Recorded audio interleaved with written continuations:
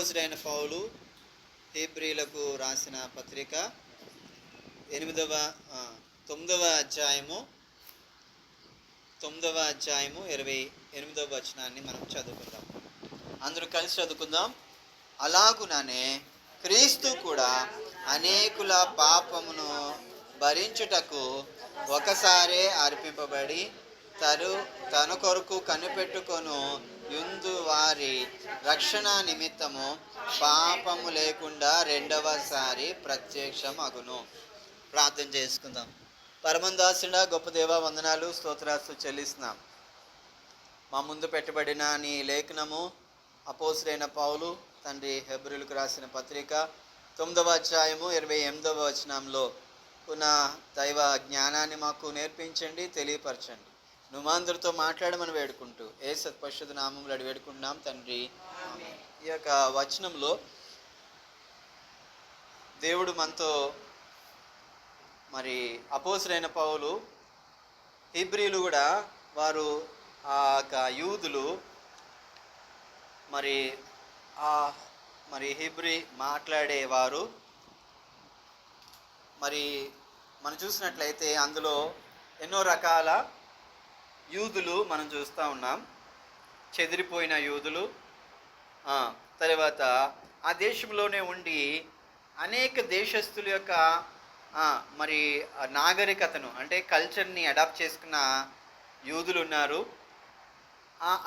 ఆ ఇశ్రాయేల్ యొక్క దేశంలో, ఆ యెరూషలేము దేశంలో యూదులు అన్నవారు మేమే అంటే మా విధానాలు ఎలాంటివి అంటే ఎలాంటి వారు అంటే దానియేలు గ్రంథంలో చూస్తాం కదా, వారు ఎలాగుండాలో దానియేలు గ్రంథంలో ఆ యూదులు మరి ఆ హీబ్రీ మాట్లాడేవారు.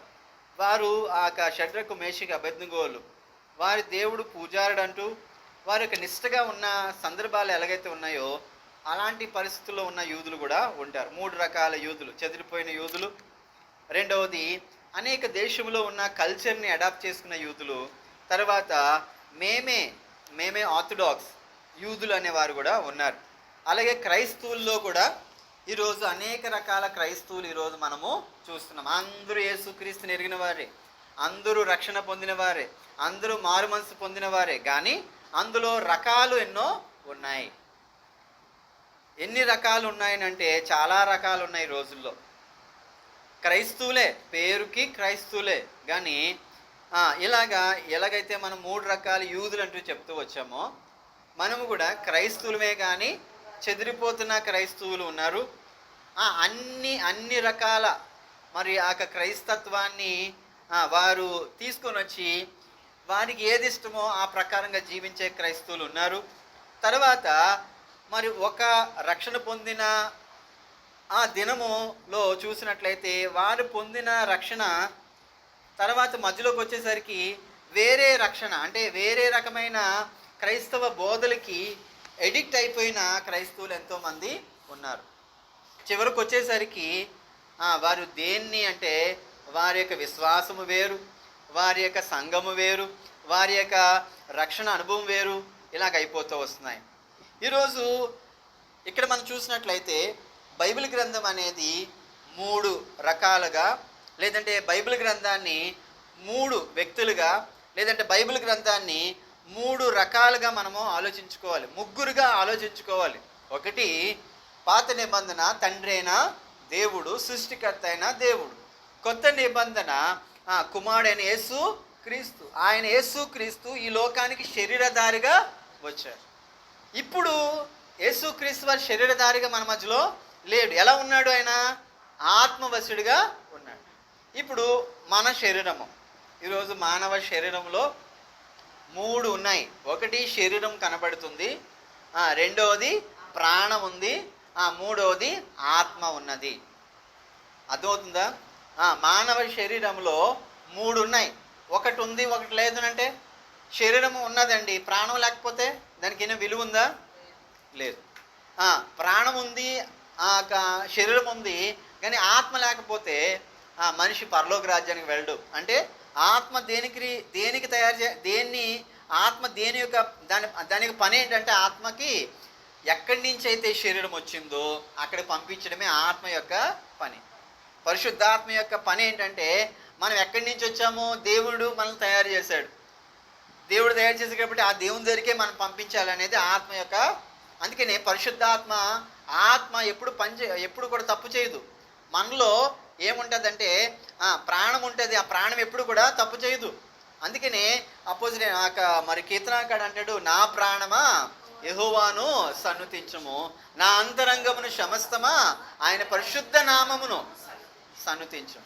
అంటే ప్రాణం ఎప్పుడు కూడా తప్పు చేయదు. మనలో ఒక సెన్సులు ఉంటుంది, 2 రకాల సెన్సెస్ పనిచేస్తూ ఉంటాయి. ఒక సెన్స్ ఏంటంటే మనకి ఇష్టం వచ్చినట్టు, శరీరానికి ఇష్టం వచ్చినట్టు, నేత్రానికి ఇష్టం వచ్చినట్టు, మనం వినడానికి ఇష్టం వచ్చినట్టుగా వింటాం. నేత్రానికి చూసే విధంగా చూస్తాం, మనము మాట్లాడడానికి మన ఇష్టం వచ్చినట్లు మాట్లాడతాం. కానీ మనలో ఉన్న ప్రాణం ఏదైతే ఉందో గర్దిస్తూ ఉంటుంది, మనలో ఆత్మ ఏదైతే ఉందో గర్దిస్తూ ఉంటుంది. గద్దింపుకు మనం లోబడినట్లయితే అది మంచి మార్గానికి తీసుకుని వెళ్తుంది. ఇక్కడ బైబిల్ గ్రంథం కూడా 3, ఒకటి పాత నిబంధన, కొత్త నిబంధన. ఇప్పుడు పరిశుద్ధ సంబంధమైన అంటే ఇప్పుడు పరిశుద్ధాత్మ సంబంధమైన క్రియల్లో మనం ఉన్నాం. ఈ పరిశుద్ధాత్మ క్రియలు, పరిశుద్ధాత్మ సంబంధమైన ఆత్మతో మనం నింపబడిన మనము ఈరోజు రేపు పరిశుద్ధాత్మ ఉండడు, కృప మన మీద ఉండదు. మరి ఆ జడ్జిమెంట్ అనేది తీర్పులోనికి మనం వెళ్తాము. అప్పుడు ఈ పరిశుద్ధాత్మ దేవుడు ఈ యొక్క ఆ కృప మన మీద నుంచి వెళ్ళిపోతుంది. మనము చేసిన పనులకు బట్టి మనకి ఏం కలుగుతుంది? శిక్ష వస్తుంది. మనం చేసిన ఆ పనులు బట్టి దేవుడు మనకి ఒక మరి కిరీటాన్ని కూడా దేవుడు దాచిపెట్టాడు.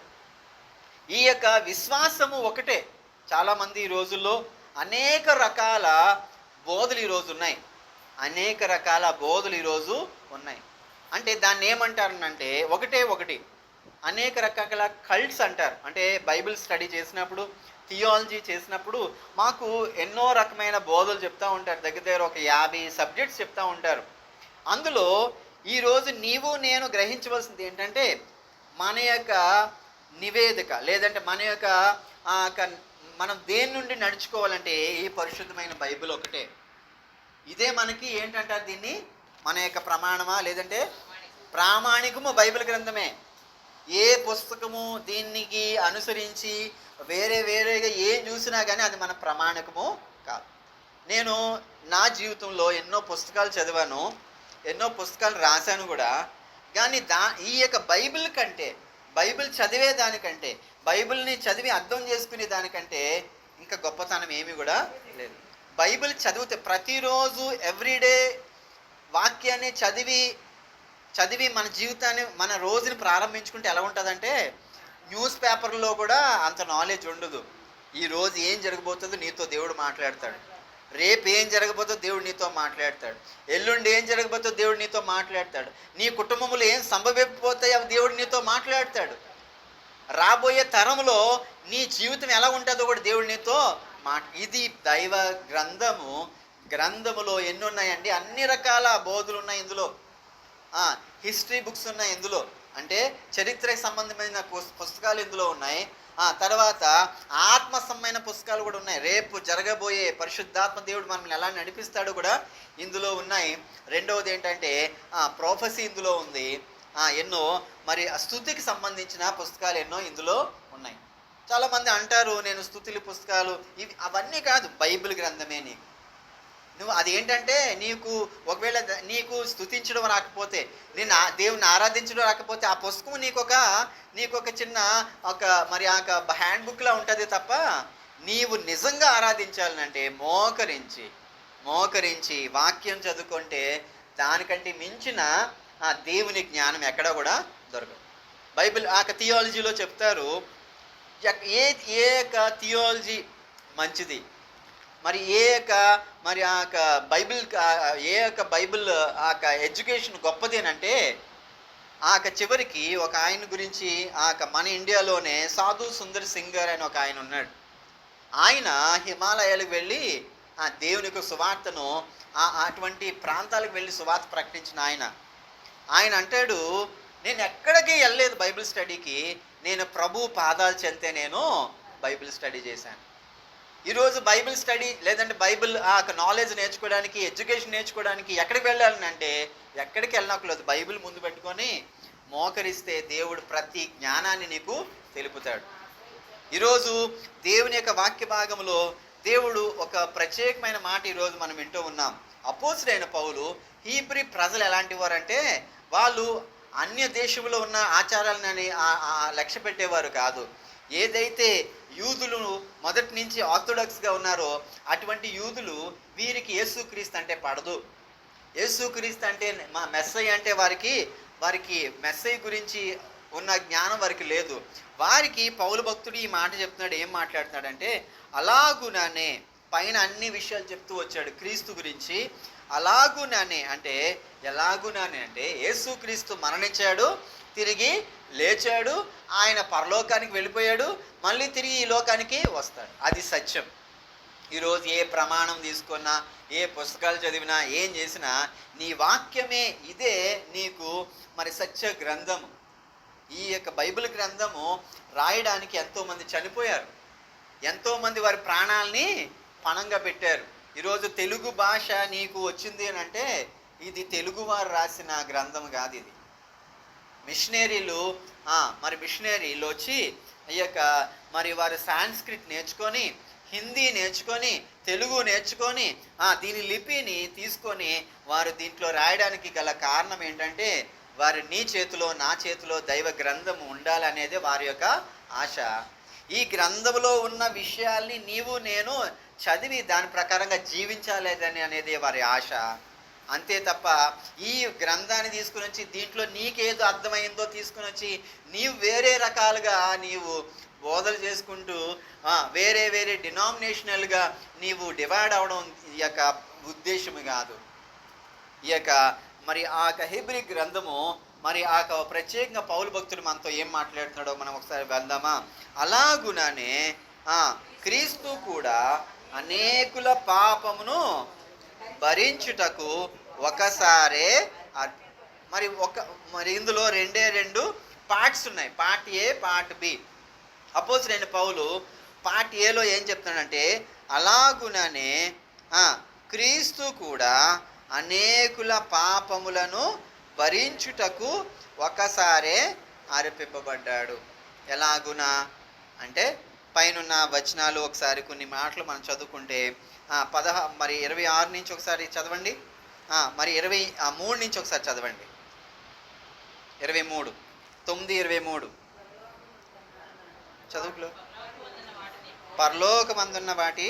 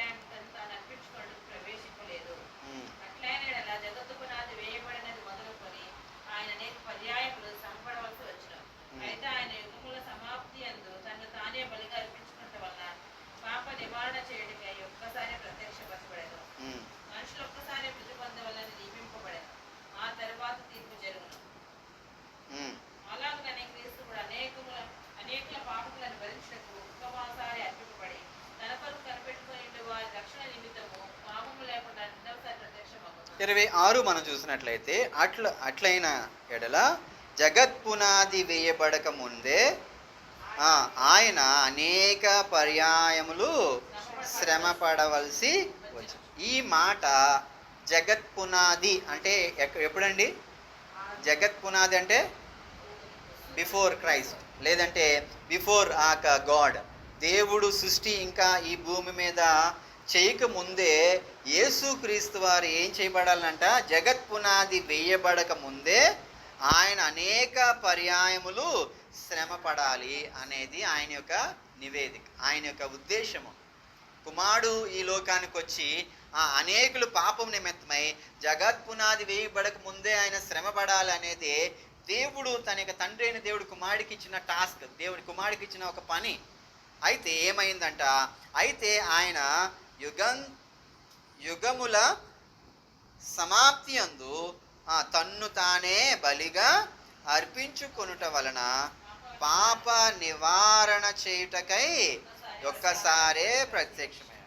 పాపం అనేది పాత నిబంధన, కొత్త నిబంధన, ఈ నిబంధనలో ఉన్న ప్రజలు ఈ యొక్క మరి మొదటి ఆదాము మొదలుకొని యేసుక్రీస్తు వరకు ఆయన మరి ఆ యొక్క యేసుక్రీస్తు వారు ఏ ఆదాము అంటే చివరి ఆదాముగా ఈ లోకానికి, కడపటి ఆదాముగా యేసుక్రీస్తు ఈ లోకానికి వచ్చారు. మొదటి ఆదాము ఎవరు?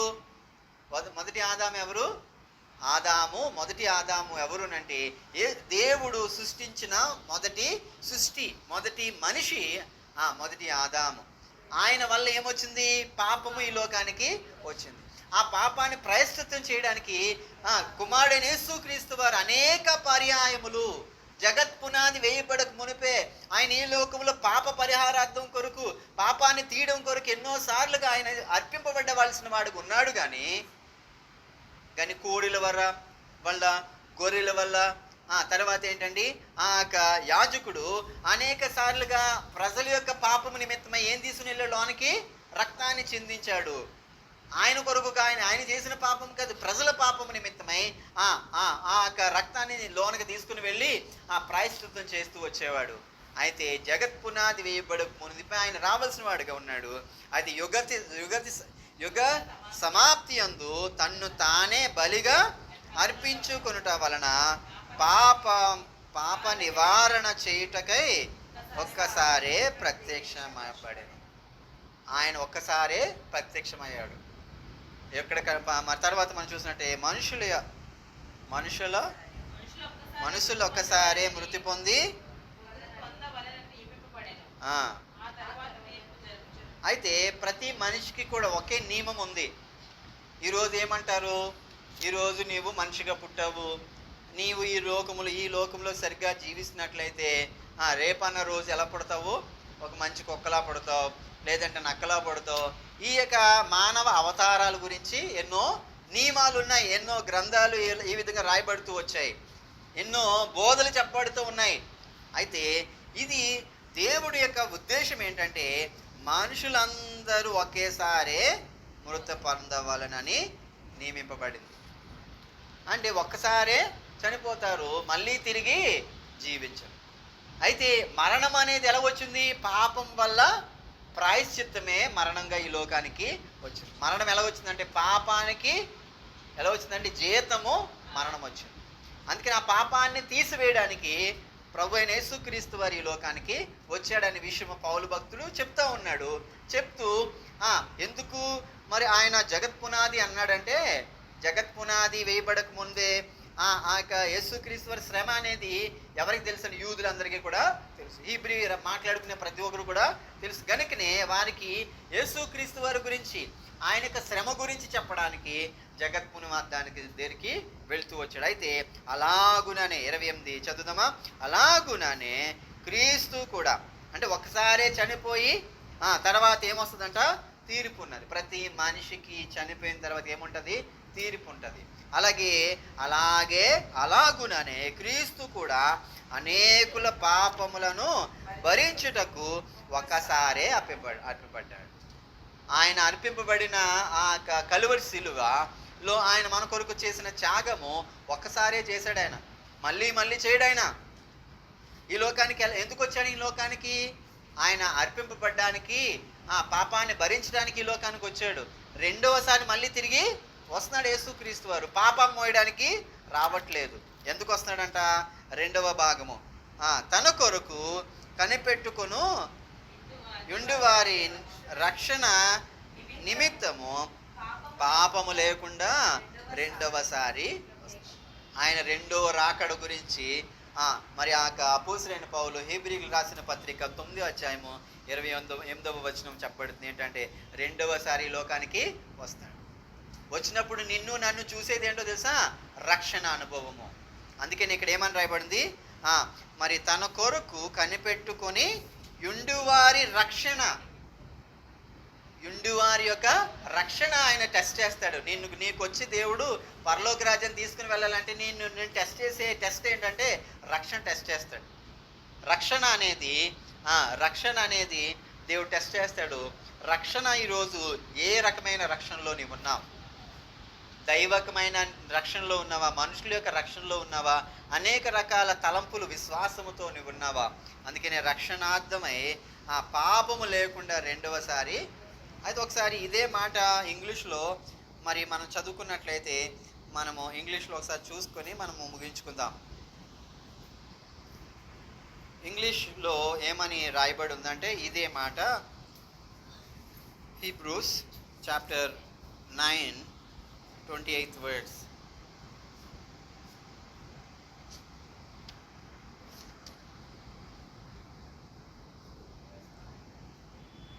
So Christ was crucified once to take away the sins of many, and he will appear a second time not to bear sin. రెండోసారి ఈ లోకానికి వచ్చినప్పుడు పాపం మోయడానికి రావట్లేదంట. దేనికి వస్తానంట? But to bring salvation to those who are waiting for him. అంటే రక్షణ ఇక్కడ తెలుగులో ఏమని రాయబడిందంటే మరి తన కొరకు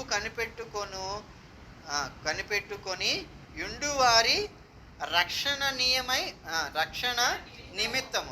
నిమిత్తము ఈ లోకానికి వస్తాడు. ఇక్కడ రక్షణ దేవుడు రుచి చూస్తాడు. రక్షణ ఎలా ఉందో చూస్తాడు. ఇంగ్లీష్లో ఏమని రాయబడిందంటే to bring salvation to those who are waiting for him. అంటే ఈ రక్షణ అనేది మళ్ళీ తిరిగి నీకు దేవుడు నిజమైన రక్షణ నీకు ఇవ్వాలి. ఆ రక్షణ అనేది ఇవ్వడానికి ఈ లోకానికి రెండవసారి ఈ లోకానికి వస్తున్నాడంట. వచ్చినప్పుడు నీకు ఇచ్చేది ఏంటంటే నీవెవరైతే ఆయన కొరకు వెయిట్ చేసి రక్షణ అనుభవంలో ఎదుగుతూ మరి బాప్తిస్ అనుభవంలో ఎదుగుతూ మరి ఆ దేవుని యొక్క దైవ జ్ఞానంతో ఎదుగుతున్న వారి యొక్క ఎవరైతే యేసుక్రీస్తు కొరకు కనిపెట్టుకుంటున్నారో, ప్రభు రాకడ కొరకు ఎవరైతే కనిపెట్టుకున్నారో వారికి దేవుడు ఇచ్చేది ఏంటంటే రక్షణ ఇస్తాడు దేవుడు. అందుకని ఇక్కడ ఇంగ్లీష్లో ఏమంటుందంటే but to bring salvation to those who are waiting. ఎవరైతే వెయిట్ చేస్తూ ఉన్నారో, మరి బస్ దగ్గర వెయిట్ చేసినప్పుడు మరి ఆ బస్ స్టాప్లో వెయిట్ చేస్తాము. బస్ స్టాప్లో వెయిట్ చేసినప్పుడు ఎందుకు వెయిట్ చేస్తాము? బస్ కొరకు వెయిట్ చేస్తాము. అలాగే రక్షణ అనేది మనకి వస్తుందంట. అది నిజమైన రక్షణ, అది నిత్య జీవ రక్షణ. అది ఆ రక్షణ నీవు పొందుకున్నట్లయితే నీకు దేవుడు నిత్య జీవాన్ని దేవుడు ఇస్తాడు. అందుకనే ఒకసారి మళ్ళీ చదువుకొని ముగించుకుందాం. అలాగుననే క్రీస్తు కూడా అనేకుల పాపమును భరించుటకు ఒకసారి అప్పగింపబడి తన కొరకు కనిపెట్టుకొని ఉండు వారి రక్షణ నిమిత్తము పాపము లేకుండా రెండవసారి ప్రత్యక్షం.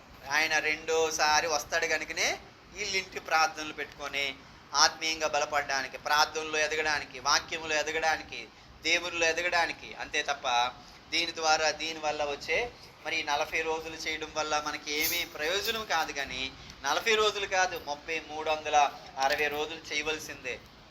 365 రోజులు కూడా దేవుని పాదాల దగ్గర పడవలసిందే. అయితే ఈ 40 రోజులు శిలువ ధ్యానం ద్వారా, క్రీస్తుని గురించి తెలుసుకోవడం ద్వారా ఆత్మీయంగా బలపడడానికి, శారీరకంగా మన యొక్క జీవితాన్ని చంపుకొని జీవించడానికి, ఆశా నిగ్రహం కలిగి జీవించడానికి దేవుడు ఈ యొక్క మాటల చేత దేవుడు మనలను బలపరిచి నడిపించును గాక. ఆమె ప్రార్థన చేసుకుందాం.